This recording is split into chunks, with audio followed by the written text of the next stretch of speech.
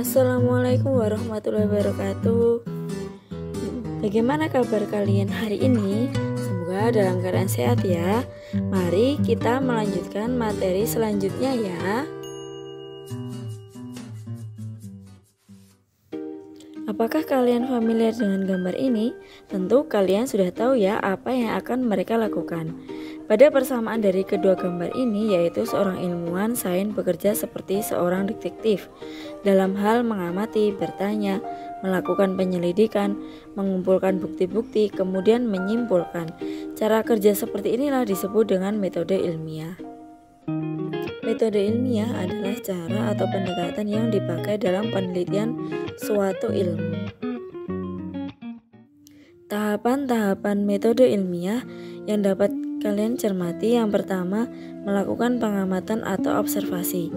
Kemudian membuat hipotesis dan mengidentifikasi variabel.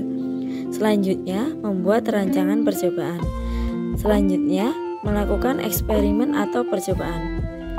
Berikutnya, menyimpulkan dan menyajikan data. Yang terakhir adalah menarik kesimpulan. Mari kita bahas satu persatu. Yang pertama, melakukan pengamatan atau observasi. Pada saat menciptakan suatu penemuan atau ide, para ilmuwan biasanya diilhami dari pengamatan yang mereka lakukan di sekitarnya. Pengamatan dilakukan dengan menggunakan panca indera, termasuk melakukan dengan menggunakan alat ukur yang sesuai. Jika hanya dengan menggunakan panca indera saja, maka tidak mampu untuk melakukan pengamatan. Pengamatan bertujuan untuk mendapatkan informasi atau data selanjutnya. Dari pengamatan tersebut, maka akan didapatkan suatu masalah yang harus diselesaikan dengan percobaan. Ada dua pengamatan, yaitu pengamatan kualitatif dan pengamatan kuantitatif. Pada pengamatan ini dengan menggunakan kualitatif. Pada kualitatif dengan menggunakan alat indera ya. Nanti misalnya mata untuk melihat, kemudian telinga untuk mendengar, hidung untuk mencium bau, lidah untuk mengecap rasa. Selanjutnya adalah pengamatan secara kuantitatif. Pada pengamatan secara kuantitatif ini nanti akan menghasilkan data berupa angka. Misalnya ini kita mengukur dengan menggunakan mistar atau penggaris, mengukur berat badan dengan menggunakan timbangan. Untuk mengecek suhu kita menggunakan termometer atau termogan ya. Tujuan dari pengamatan ini nanti agar lebih teliti dan akurat, sehingga menghasilkan data berupa angka yang disebut dengan data kuantitatif. Selanjutnya kita belajar tentang hipotesis dan identifikasi variabel. Hipotesis merupakan perkiraan atau dugaan sementara dari jawaban terhadap tujuan percobaan yang akan diselidiki.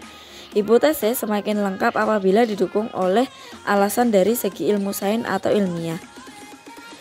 Selanjutnya, kita akan mengidentifikasi variabel yang ada dalam percobaan. Variabel yaitu faktor, kondisi, atau unsur yang dapat berupa angka atau jenis. Variabel dibagi jadi tiga. Yang pertama, variabel bebas, yaitu suatu faktor yang dianggap dapat menentukan variabel-variabel lainnya. Dua, variabel terikat, yaitu gejala yang muncul berubah dalam pola yang teratur dan bisa diamati. Tiga, variabel kontrol, yaitu faktor yang dibuat tetap sama selama percobaan. Selanjutnya, membuat rancangan percobaan. Tahapannya adalah 1. Menentukan tujuan percobaan berdasarkan pengamatan keadaan sekitar. 2. Menuliskan hipotesis hasil percobaan. 3. Mengidentifikasi variabel-variabel terkait dalam percobaan. 4. Mendaftar alat dan bahan yang diperlukan. 5. Menuliskan prosedur percobaan. Berikutnya, melakukan eksperimen atau percobaan. Eksperimen dilakukan untuk menguji hipotesis yang sebelumnya dibuat. Dari eksperimen yang dilakukan akan dihasilkan data yang dapat diolah dan dianalisis sesuai dengan tujuan percobaan. Mengumpulkan dan menyajikan data. Dari hasil eksperimen atau percobaan disajikan dalam bentuk yang mudah dipahami oleh pembaca. Dapat disajikan berupa tabel dan grafik. Selanjutnya, menarik kesimpulan. Kesimpulan dibuat berdasarkan data yang dihasilkan dari percobaan. Kesimpulan merupakan jawaban dari tujuan percobaan yang dirumuskan sebelumnya. Kesimpulan menyatakan apakah hipotesis diterima atau ditolak. Mari kita memperdalam dalam merancang percobaan. Adapun tahapannya sudah dibahas tadi ya. Mari kita ulas satu persatu. Pertama, menentukan tujuan percobaanmu. Tujuan percobaan dapat ditentukan setelah melakukan pengamatan di sekeliling dan amati dengan panca indera yang dimiliki. Tidak harus kelimanya yang digunakan ya. Seperlunya saja, sesuai dengan apa yang diamati. Dari pengamatan tersebut akan muncul pertanyaan, masalah yang diteliti. Bisa juga disusun dalam bentuk pertanyaan untuk diuji. Inilah yang disebut dengan tujuan percobaan. Misalnya nih, kamu seorang detektif yang memasuki tempat kejadian perkara. Setelah adanya laporan pencurian, kamu pasti akan menggunakan indera penglihatanmu untuk mengamati keadaan di sana. Seperti mengamati keadaan pintu, jendela, posisi barang, atau barang-barang jejak yang ada di lantai.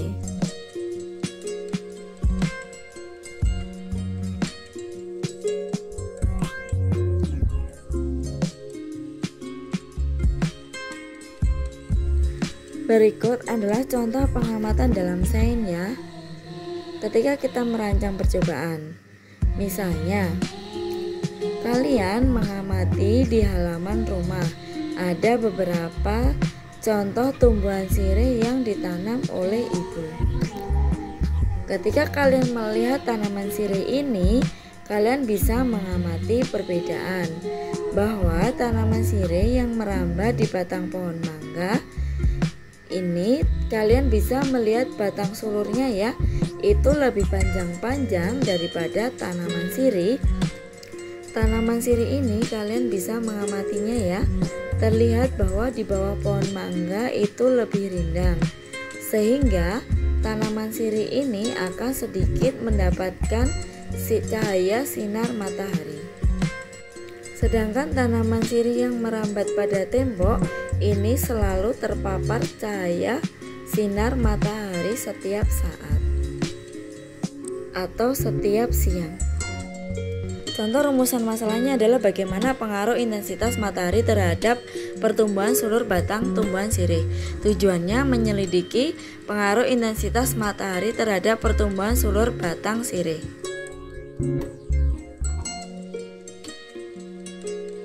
Selanjutnya, menulis hipotesis. Hipotesis merupakan perkiraan atau dugaan sementara dari jawaban terhadap tujuan percobaan yang akan diselidiki. Misalnya kalian mengamati tempat kejadian pencurian, kalian mendapati tidak ada pintu jendela yang rusak dan tidak ada barang yang terjatuh. Hipotesisnya adalah pencuri dilakukan oleh orang yang mengenal rumah. Contoh hipotesis lain adalah semakin tinggi intensitas matahari maka akan menghambat pertumbuhan sirih dan sebaliknya.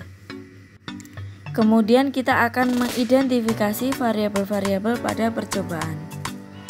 Para ilmuwan menyelidiki hubungan antara sebab dan akibat yang terjadi dalam kehidupan sehari-hari. Mereka merancang percobaan untuk melakukan atau mengubah suatu kondisi yang mengakibatkan hal lain juga berubah. Suatu variabel adalah faktor, kondisi, unsur yang dapat berupa angka atau jenis. Masih ingat ya, variabel ada 3 macam, yaitu variabel bebas, variabel terikat, dan variabel kontrol. Untuk memahaminya, mari kita perhatikan contoh berikut. Rehan akan menyelidiki jalur yang dapat ia tempuh dalam waktu terpendek atau paling cepat untuk berjalan dari rumahnya ke sekolah. Misalnya ada 3 jalur yang berbeda yang akan ia coba. Suatu hari ia mencoba satu jalur. Ia mengukur waktu yang ditempuh dari rumahnya ke sekolah pada setiap jalur tersebut. Karena Rehan hanya ingin mencari tahu jalur yang tercepat, maka ia sendiri yang akan berjalan menempuh setiap jalur tersebut. Untuk variabel kontrolnya dalam hal ini adalah Rehan dan kecepatan Rehan melangkah. Namun untuk kecepatan dalam melangkah harus sama ya, maka perlu dibantu dengan menggunakan suatu alat kecepatan yang disebut dengan speedometer. Berarti dari sini tujuan percobaannya adalah menyelidiki pengaruh intensitas sinar matahari terhadap pertumbuhan sulur batang sirih. Berikut variabel-variabelnya ya.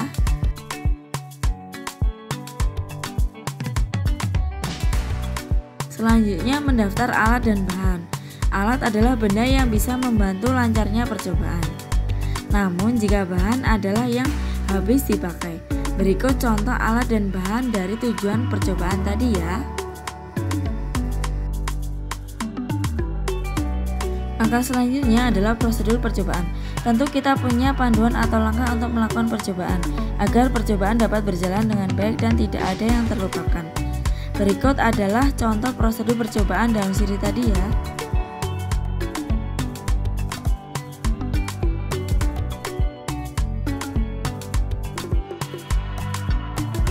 Baik, yang terakhir adalah pelaporan hasil percobaan dengan menyajikan data percobaan serta menarik kesimpulan apakah hipotesis yang telah dibuat diterima atau ditolak. Berikut adalah laporan percobaan memuat ada tujuan percobaan, hipotesis, variabel, alat dan bahan, prosedur percobaan, kemudian pengumpulan dan pengolahan data hasil percobaan, dan yang terakhir adalah menarik kesimpulan.